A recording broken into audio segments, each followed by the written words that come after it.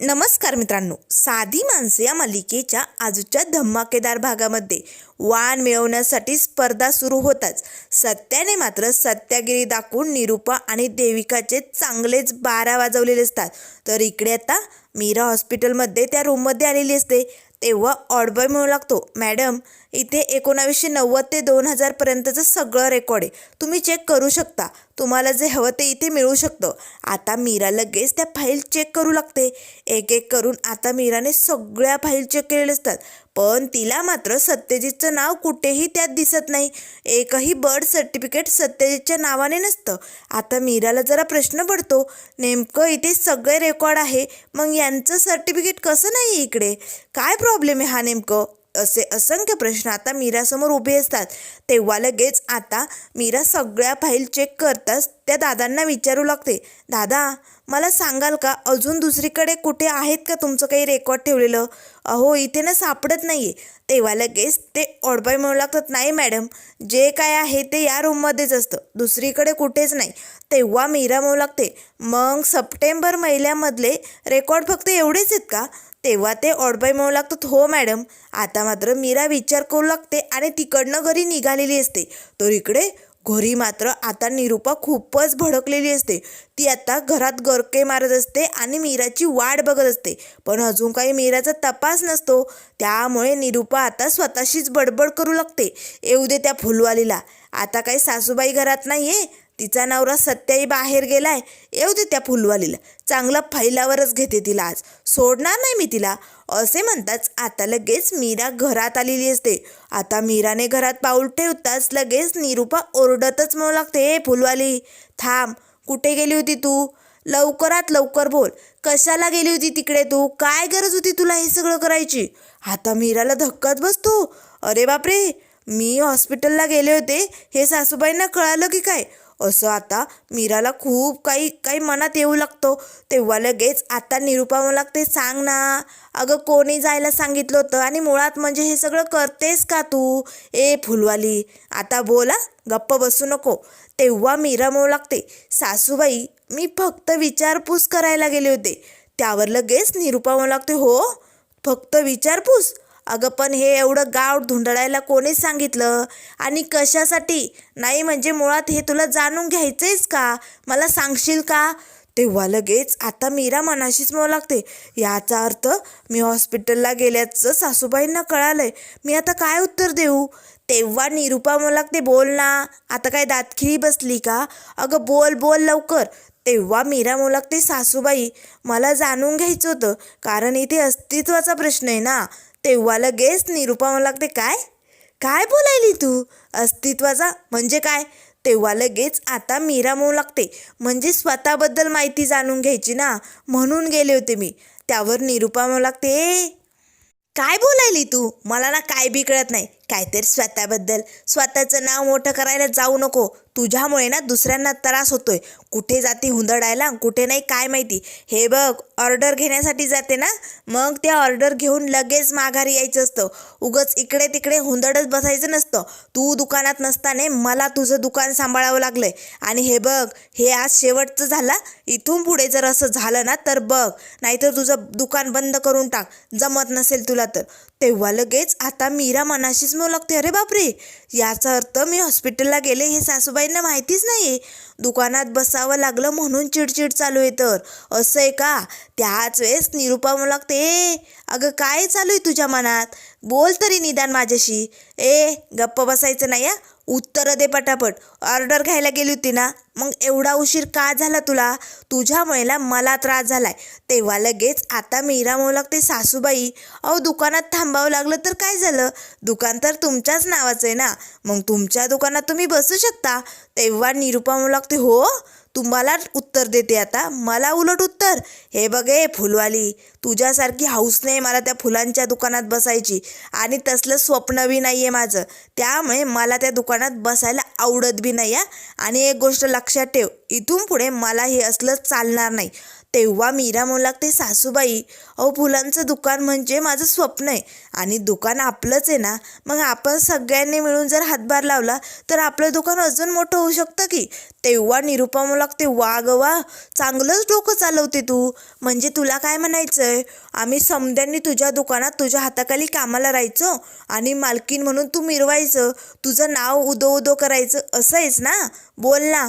तेव्हा लगेच आता मीरा मनाशीच म्हणू लागते, सासूबाई सगळ्याचा अर्थ उलटच का घेतात, मी काय बोलते त्यांना ते समजतच नाही. जाऊ दे मीरा, तुला आता गप्प राहावं लागेल. उगाच शब्दाला शब्द वाढत गेला ना तर इथे भांडणं वाढतच जातील.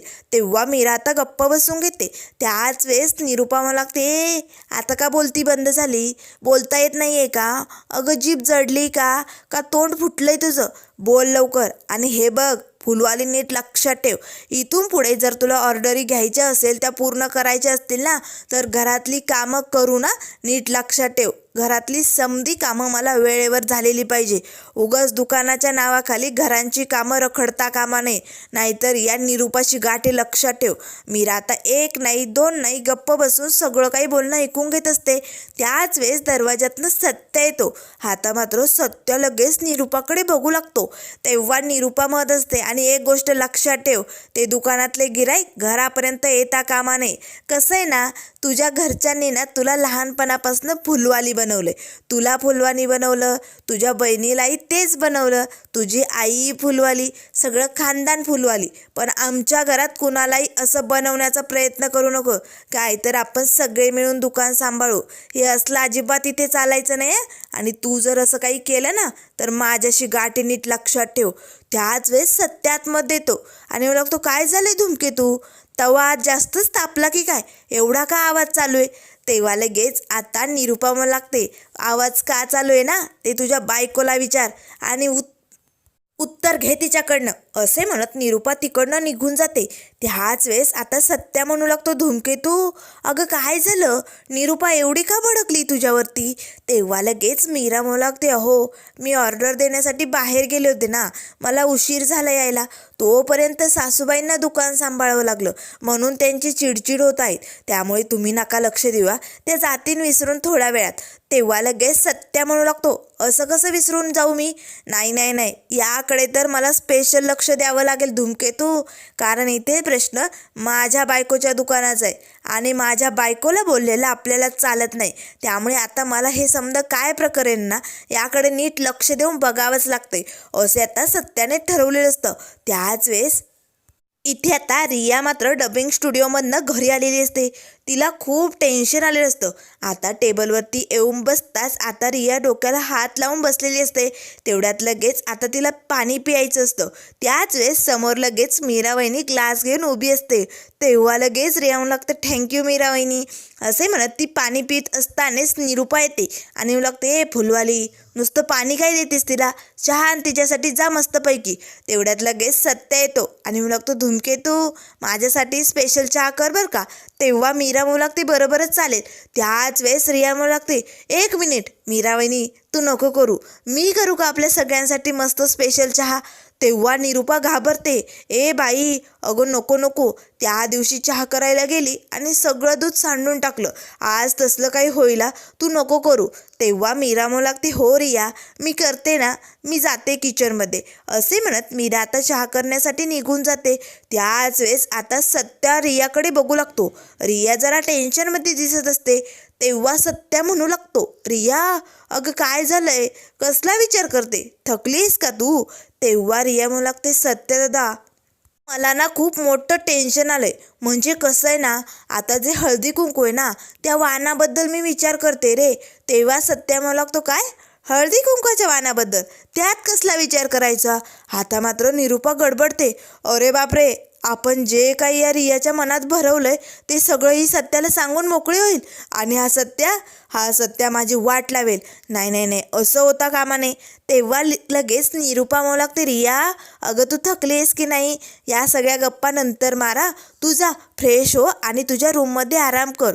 तेव्हा लगेच रिया म्हणू लागते, नाही मॉम, अहो मला जे स्पेशल वाण द्यायचं आहे ना एका स्पेशल व्यक्तीला, त्याबद्दल मला सत्यदादाशी डिस्कशन करायचं आहे. आम्ही दोघे डिस्कस करू आणि मग ठरवूया की. त्यामुळे मला त्याबद्दल ना सत्यदादाशी चर्चा करायची. प्लीज मॉम आम्हाला बोलू द्या. हे बघ सत्यदादा, ऐक माझं. म्हणजे कसं आहे ना, आपल्या घरात आता हळदी कुंकासाठी सोसायटीतल्या सगळ्या बायका येणार आहे. मग त्यांना छोटं छोटं वाण वाटायचं आहे की नाही, पण आपल्या घरातल्या स्पेशल व्यक्तीला एक मोठं स्पेशल असं वाण द्यायचं आहे, एक्सक्लुसिव्ह. आणि हे वाण मला ना नेमकं कुणाला द्यावं सत्यदादा, असे आता रिया बोलणार. तेच लगेच निरुपा म्हणू लागते, रिया माझं ऐक, या सगळ्या गप्पा नंतर मार, तू रूममध्ये जा बरं. आणि सत्या, उगाच तू तिचं डोकं खराब करू नको. तेव्हा लगेच रिया म्हणू लागते, मॉम अहो सत्यदादा माझं डोकं खराब नाही करत आहे. मी त्याला माझा प्रश्न सांगते आणि माझं उत्तर विचारते त्याच्याकडनं. मॉम प्लीज आम्हाला बोलू द्या ना या विषयावरती. तेव्हा लगेच निरुपा मनाशीच म्हणू लागते, नाही नाही, या सत्याला जर या स्पेशल वाणाबद्दल कळलं ना, तर माझ्या डोक्यात काय हे सगळं तो ओळखून घेईल. नाही नाही नाही, असं होता कामा नाही. तेव्हा लगेच आता निरुपा म्हणू लागते, मीरा अगं पटकन चहा बनव आणि रियाच्या रूममध्ये नेऊन दे. ती ना खूप थकली, ती आराम करे ना. तेव्हा रिया म्हणू लागते, मॉम अहो काय चालू आहे तुमचं, मला आराम नाही करायचा आहे, मी इकडे थांबते ना, मला बोलायचं आहे सत्यदादाशी. तेव्हा निरुपा म्हणू लागते, जमणार नाही, तू रूममध्ये जा बरं, जा पटकन. तेव्हा लगेच आता सत्या म्हणू लागतो, निरुपा अगं काय प्रॉब्लेम आहे. अगं ती इथे थांबायला तयार आहे, तिला बोलायचं आहे, चर्चा करायची, अगं मग बोलू दे की. तेव्हा निरुपा म्हणू लागते, नाही म्हटलं नाही, कळत नाही का. त्याच वेळेस आता निरुपाला काय करावं काही सुचत नाही. तेव्हा निरुपा म्हणू लागते, कसं आहे ना रिया, अगं तुझं हळदी कुंकू आहे ना, मग तुला ना तयारी करायची ना, मेकअप करायचं आहे ना उद्या, मग त्यामुळे प्लीज रिया तुझा आराम होणं खूप गरजेचं आहे. तू जा बरं, तू मस्त दिसली पाहिजे की नाही, सगळ्या बायका उद्या तुला बघणार आहेत. तेव्हा रिया म्हणू लागते, हो मॉम मी खूप छान असा मेकअप करणार आहे, तुम्ही टेन्शन घेऊ नका. तेवढ्यात मीरा चहा घेऊन येते. त्याच वेळेस मीरा म्हणू लागते, रिया अगं पहिल्यांदा हळदी कुंकू आहे ना तुझं, मी तुझ्यासाठी मस्त गजरे आणि हलव्यांचे दागिने बनवेन. तेव्हा निरुपा म्हणू लागते, ए फुलवाली, तुला हे समद बनवायची काय बी गरज नाही, मी बनवेन रियासाठी समद काही. तेव्हा लगेच सत्या निरुपाकडे बघू लागतो. त्याच वेळेस मीरा म्हणू लागते, सासूबाई अहो तिळांची वाडी बनवण्यासाठी माझ्याकडे खूप ऑर्डरी आल्यात आणि मग तसंही मी लोकांसाठी बनवणारच ना, मग आपल्या घरच्या रियासाठी का नाही बनवणार, मी बनवेन तिच्यासाठी तिळांची वाडी. तेव्हा निरुपा म्हणू लागते, सांगितलेलं समजत नाही का, रियासाठी समजा काही मीच बनवणार आहे. त्याच वेळेस सत्या म्हणू लागतो, एक मिनिट, हे बघ निरुपा, तुला जे जमेल ते तू बनव आणि धूमकेतू तुला जे जे जमेल ते तू बनव, कशाला मध्ये वाद करायचे, हो की नाही रिया. तेवढ्यात मीरा सत्याला चापट मारते, गप्प बसावं, त्यांची नाही आहे ना इच्छा, मग कशाला करायला सांगतायत, असे खुणावून आता सत्याला म्हणू लागते. त्याच वेळेस सत्य म्हणू लागतो, हा तसं निरुपाचंही बरोबर आहे ना, धूमकेतू तुला खूप कामं असतात, तुझ्याकडे वेळही नसतो ना एवढ्या ऑर्डरी पूर्ण करायच्या, घरचं कामही करायचं. त्यामुळे धूमकेतू तू या सगळ्यात पडूच नको, जे काही कामं करायची असतील ना ते निरुपाला स्वतःला करू दे, निरुपा सगळी काही तयारी करेल. धूमकेतू तुला टेन्शन घ्यायची काय बी गरज नाही. तेव्हा मीरा म्हणू लागते, नाही मी आता लोकांसाठी बनवतेच आहे ना, म्हणून म्हटलं घरच्यांसाठी बनवूया. तेव्हा सत्य म्हणू लागतो, पण धूमकेतू अगं उगाच तुला कशाला त्रास. तेव्हा मीरा म्हणू लागते, नाही आपल्या माणसासाठी काही करायचं असेल तर मला त्यात त्रास वाटत नाही. तेव्हा लगेच आता मीरा निरुपाकडे बघते आणि म्हणू लागते, सासूबाईंची इच्छा नसेल तर मी नाही बनवणार, असे म्हणत ती किचनमध्ये निघून जाते.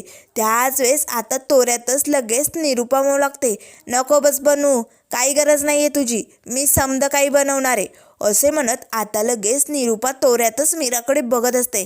त्याच वेळेस सत्या मात्र मनाशीच म्हणू लागतो, अरे बापरे, निरुपाचा आवाज आजकाल लईच चढलाय, नेमकं काय भानगडे, ही शोधून काढावंच लागते. असे म्हणत आता इकडे मात्र रिया आपल्या रूममध्ये आलेली असते. तिला खूप टेन्शन आलेलं असतं, काय करू, घरातली एक स्पेशल अशी व्यक्ती मी कशी निवडू शकते? नाही नाही नाही, मला सगळ्याच आवडतात. मग मी एकीला कशी वाण देणार? याचा विचार करत आता रियाचं डोकं मात्र खूप दुखायला लागलेलं असतं. तिला खूप टेन्शन आलेलं असतं. तेवढ्यात लगेच आता सत्य आपल्या रूमकडे चाललेलं असतो. त्याचं लक्ष आता रियाकडे जातं. तेव्हा लगेच आता तो रियाकडे येतो आणि रियाच्या डोक्यात चापट मारतो आणि लागतो, ए छोटा मेंदू, एवढा का त्रास चालू आहे छोट्या मेंदूला? काय झालंय सांगशील का? तेव्हा रिया म्हणू लागते, सत्य दादा, अरे तुला काय सांगू, हळदी कुंकू, अरे माझं हळदी कुंकू आहे. तेव्हा सत्य म्हणू लागतं, हो एका पोरीची मज्जा आहे उद्या, हळदी कुंकू आहे ना. तेव्हा रिया म्हणू लागते, असणारच आहे मज्जा, पण सत्य दादा, अरे त्याचबरोबर मला मोठं टेन्शन नाही आहे. तेव्हा सत्य म्हणू लागतो, काय कसलं टेन्शन रिया? तेव्हा रिया म्हणू लागते, सत्य दादा, अरे मॉमने मला सांगितलंय आता उद्याच्या हळदी कुंकासाठी सोसायटीतल्या बायका येणार आहे ना, त्यांना म्हणजे असं कंगवा, फणी, पावडर, साबण असलं काही वाण द्यायचे, छोट्या छोट्या वस्तू. पण घरातल्या स्पेशल एका व्यक्तीला, स्पेशल असं म्हणजे भारी, एकदम छान मोठं असं स्पेशल वाण द्यायचे. आणि ती एक व्यक्ती मी कशी निवडू शकते रे? आता आपल्या घरात 3-3 बायका आहे आणि तूच सांग बरं, मी एकीला कसं निवडू? मला सगळ्यांना गिफ्ट द्यायचं आहे रे, पण एकीलाच खूप छान असं गिफ्ट देता येईल. मग मी कुणाला निवडू? मला ना काही कळत नाही आहे सत्यदादा, आणि काय गिफ्ट देऊ हेही काही कळेनासं झालं आहे, म्हणून मला टेन्शन आलं आहे रे. तेव्हा सत्या मनाशीच मला लागतो, अच्छा म्हणजे निरूपाचा हा डाव आहे. तर रियाकडनं खूप काय काय उकळायचं आहे तिला. निरूपा आता बघ हा सत्य काय करतो ते, असे म्हणत सत्या लगेच आता रियाला म्हणू लागतो, रिया तू टेन्शन घेऊ नको. अगं हा सत्यदादा आहे की नाही, तो प्रत्येक प्रश्नावरती उत्तर शोधत असतो. बघ माझ्याकडे एक मोठं सोल्युशन आहे, आणि जर तू हे उत्तर वापरून जर सगळं काही केलं ना तर तुझा प्रश्न असा सुटेल. तेव्हा लगेच आता रिया म्हणू लागते, नेमकं काय करायचं सत्यदादा? तेव्हा सत्य म्हणू लागतो, हे बघ घरातल्या स्पेशल व्यक्तीला तुला आता हे वाण द्यायचं आहे की नाही, अगदी स्पेशल वाण. मग त्यासाठी तुला या सगळ्या स्त्रियांमध्ये एक स्पर्धा घ्यावी लागेल. तेव्हा रिया म्हणू लागते, काय स्पर्धा? अरे सत्यदादा, पण नेमकं काय करायचं? आता जे काही प्लॅनिंग असतं ते सगळं काही सत्याने इथे रियाला सांगितलेलं असतं. हे बघ तुला समध्यांची परीक्षा घ्यायची आणि मग हे स्पेशल वाण कुणाला द्यायचं आहे तो मानकरी ठरवायचा आहे तुला. तेव्हा लगेच आता रिया म्हणू लागते, सत्यदादा वा मस्त, एक नंबर भारी. आता तू जसं सांगितलंय ना तशीच मी परीक्षा घेणार आणि मग जो जिंकेल त्याला हे वाण मिळणार. असे म्हणत आता लगेच सत्य मनाशीच म्हणू लागतो, निरूपा आता बघ या सत्याची सत्यागिरी काय असते ना ते तुला लवकरच कळेल. तर इकडे आता संध्याकाळची वेळ झालेली असते. सगळेजण आता इथे हॉलमध्ये गप्पा मारत बसलेले असतात. त्याच वेळेस रिया येते आणि मला लागते, गाईज एक मिनिट, समध्यांनी इकडे बघा बरं. हे बघा, मला एक खूप महत्त्वाचं तुम्हाला काहीतरी सांगायचं आहे. म्हणजे कसं आहे ना, माझं पहिलं हळदी कुंकू आहे ना, मी खूप आनंदात आहे. किती आनंद झाला आहे ना मला, हे मी तुम्हाला सांगू शकत नाही. पण त्याच पाठीमागे मला खूप टेन्शन होतं, पण ते सगळं टेन्शन मिटलं आहे आणि त्यावरती सोल्युशन निघालं आहे. त्यामुळे मला तुम्हाला ते सगळं सांगायचं आहे. हे बघा गाईस, आता मला उद्या सगळ्या बायकांना वाण द्यायचे, म्हणजे छोटे छोटे वाण सोसायटीतल्या बायकांना आणि घरातल्या व्यक्तीला. तेव्हा निरूपा म्हणू लागते, रिया अगं ते राहू दे ना, नंतर आपण त्या विषयावरती नंतर बोलूया, आत्ता नको. तेव्हा लगेच आता सत्या मनाशीच म्हणू लागतं, वा निरूपा, रियाचं तोंड बंद करते काय? पण आता ती थांबणाऱ्यातली नाही आहे, कारण हा सत्या तिला जोडे ना. त्याच वेळेस आता रिया म्हणू लागते, मॉम अहो मला सांगायचे, मला सांगू द्या की सगळ्यांना. तेव्हा निरूपा म्हणू लागते, कशाला? अगं त्या विषयावरती आपण नंतर बोलूया, आत्ता चर्चा चालू आहे की नाही. तेव्हा आजी म्हणू लागते, निरूपा गप्पा बैस, अगं काय चालू आहे? अगं सून कौतुकाने आनंदाने काहीतरी सांगायली आणि तू ऐकायला नाही म्हणते. रिया बोल. तेव्हा लगेच रिया म्हणू लागते, थँक्यू आजी. हे बघा आजी, मला मॉमने सांगितलं आहे की घरातल्या एका पर्सनल व्यक्तीला पर्सनल असं वाण द्यायचं आहे, ते पण खूप भारी स्पेशल. आणि मग म्हणून मी ते वाण आणलं आहे आणि ती व्यक्ती कशी ठरवायची यासाठी एक स्पर्धा घ्यायची ठरवलं आहे. तेव्हा लगेच आता निरूपा मात्र सगळ्यांकडे बघू लागते, कारण तिने जे काही रियाच्या डोक्यात भरवलेलं असतं ते सगळ्यांसमोर आलेलं असतं. तेव्हा लगेच आता सुधाकर बघू लागतात, निरूपा स्पेशल व्यक्तीला स्पेशल वाण, असं नेमकं काय? ही तर कधी प्रथा मी ऐकली नाही. कधीपासून सुरू झाली ही प्रथा? तेव्हा आजी हसतच म्हणू लागते, सुधा, अरे ही प्रथा नाही आहे, तुझ्या बायकोची प्रथा आहे ही. प्रथा परंपरा ती चालू केली ना तिने, असे म्हणत आता सत्यही हसू लागतो. त्याच वेळेस आता लगेच सुधाकर भाऊ म्हणू लागतात, रिया, अगं हे असलं वाण वगैरे द्यायची काही गरज नाही आहे, तू नको टेन्शन घेऊ. तेव्हा रिया म्हणू लागते, नाही बाबा, माझं ठरलंय, मी घरातल्या स्पेशल व्यक्तीला हे स्पेशल वाण देणार म्हणजे देणार. तेव्हा सत्य म्हणू लागतो, चालेल की, आयडिया मस्त आहे तुझी. तेव्हा लगेच आता रिया म्हणू लागते, 1 मिनिट मी आलेच. त्यावर लगेच आता रिया पटकन रूममधनं कानातल्याचा बॉक्स घेऊन येते. तेव्हा सत्या म्हणू लागतो, काय आणलंय तू? नाही म्हणजे स्पेशल व्यक्तीला काय वाण मिळणार आहे हे आम्हाला तरी बघू दे की. तेव्हा रिया सगळ्यांना ते कानातलं दाखवते आणि म्हणू लागते, हे बघा, हे कानातलं सोन्याचं आहे आणि हे सोन्याचं वाण मी स्पेशल व्यक्तीला देणार आहे. पण त्याआधी मी त्या व्यक्तीमध्ये स्पर्धा घेणार आहे. जो त्या स्पर्धेत जिंकेल त्यालाच हे वाण मिळणार आहे. तेव्हा लगेच सुधाकर बाबा लागतात, वा वा रिया, अतिशय छान, मला हे मात्र पटलं, जो जिंकेल तो वाण मिळवेल. तेव्हा लगेच आता निरूपा खुश होते आणि म्हणू लागते, हे वाण तर मलाच मिळणार आहे. त्याच वेळेस आता रिया म्हणू लागते, ऐका तर, हे बघा, पुढचे 4 दिवस जी व्यक्ती घरातल्या माणसाशी प्रेमाने, आनंदाने आणि एकदम सहभागी होऊन असं मस्त वागेल ना, त्या स्त्रीला मी हे वाण देणार आहे. आणि मग ते वाण देविकालाही मिळू शकतं किंवा मॉमला किंवा मीरा वहिनीला, तिघींपैकी कोणाला तरी एकीला. पण 4 दिवस जी घरच्यांची काळजी घेईल, प्रेमाने आनंदाने राहील, सगळ्यांना सांभाळून घेईल, अशाच व्यक्तीला, जी जिंकेल तिला हे वाण मिळणार आहे. आता मात्र लगेच निरूपा डोळे फाडून त्या कानातल्यांकडे बघू लागते आणि मनाशीच म्हणू लागते, रिया, तू किती बी काय बी म्हण, 4 दिवसांचा प्रश्न आहे ना. ही निरूपा अशी चांगलं वागणार आहे ना की बघ, हे वाण या निरूपालाच मिळणार. आणि येत्या संक्रांतीला म्हणजे उद्याच पासनं ही निरूपा चांगलं वागायला सुरुवात करणार आणि हे कानातलं स्वतःच्या कानात घालणार. त्याच वेळेस इकडे लालची देविका मात्र त्या कानातल्याकडे बघतच म्हणू लागते, नाही नाही नाही नाही, काय बी करून हे कानातलं मलाच मिळालं पाहिजे. रिया, तुला कसं उल्लू बनायचं आणि कसं आपला चांगुलपणा दाखवायचा हे मला चांगलंच माहिती आहे. त्याच वेळेस आता लगेच सत्या मनाशीच म्हणू लागतो, देविका, निरूपा, तुमच्या दोघींच्या मनात काय लाडू फुटतायत ना हे या सत्याला कळालेत बरं का. पण हे सोन्याचं वाण मिळवण्यासाठी तुमची आता ही धडपड सुरू होईल ना, तेव्हा तुम्हाला सत्याची सत्यागिरी काय असते ना हे लवकरच कळेल. तर आता मात्र लगेच आजी म्हणू लागते, वा रिया, मस्त स्पर्धा ठेवली. तेव्हा रिया म्हणू लागते, हो, उद्यापासून मी आता यावरती ऑब्झर्व करणार आहे. म्हणजे जी व्यक्ती चांगलं वागेल त्यावरती मी लक्ष ठेवणार आहे आणि मग मी ठरवणार हे वाण नेमकं 4 दिवसांनी कुणाला द्यायचं ते. त्यामुळे सगळ्यांनी उद्यापासून तयारीत राहायचं. तेव्हा लगेच निरूपा, देविका हो म्हणू लागतात. तर त्यानंतर मित्रांनो पुढील भागामध्ये आपल्याला बघायला मिळेल, इथे आता निरूपा आणि देविका दोघेही किचनमध्ये मीराजवळ येतात आणि लगेच मीराला धमकी देऊ लागतात, हे बघ, रियाने जी स्पर्धा ठरवली ना त्यात तू सहभाग घ्यायचा नाही, तू कुणाशी चांगलं वागायचं नाही, नीट लक्षात ठेव. तेव्हा मीरा म्हणू लागते, पण सासूबाई. त्याच वेळेस देविका म्हणू लागते, पण बिन काही नाही, तू या स्पर्धेत भाग घ्यायचा नाही, तुला ते कानातलं मिळणार नाही, हे नीट लक्षात ठेवायचं. ते कानातलं आमच्या दोघींपैकी एकीला मिळालंच पाहिजे. असे आता धमकी दोघीजणी इथे मीरा वहिनीला देत असतात. त्याच वेळेस सत्या आणि रिया दोघेही दरवाजातनं डोकावून हे सगळं काही ऐकत असतात, बघत असतात. तेव्हा लगेच आता सत्या म्हणू लागतो, बघ रिया, अगं तुझी स्पर्धा ठरवली ना, त्या स्पर्धेच्या पाठीमागे काय चालू आहे आणि पुढे काय चालू आहे दिसतंय ना तुला. तेव्हा रिया म्हणू लागते, सत्या दादा, हे सगळं खरं आहे? म्हणजे मी यांना चांगलं सौजन्याने वागायला लावलं आणि या असलं सौजन्य दाखवतायत, मीरा वहिनीला धमकी देत आहेत.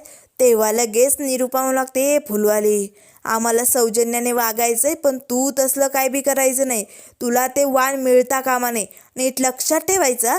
अशी धमकी आता निरूपाने मीराला दिलेली असते. आता मात्र सत्य म्हणू लागतो, रिया, आता उद्या काय करायचं हे मी तुला सांगतो. आता उद्या मात्र सत्याची सत्यागिरी वापरून आता या देविका आणि निरूपाची कशी चिरणार, कशी वाट लागणार हे आपल्याला लवकरच बघायला मिळेल. त्यामुळे मित्रांनो, अशाच मालिकेंच्या अपडेट पाहण्यासाठी चॅनलला लाईक करा, सबस्क्राईब करा. व्हिडिओ पाहिल्याबद्दल धन्यवाद.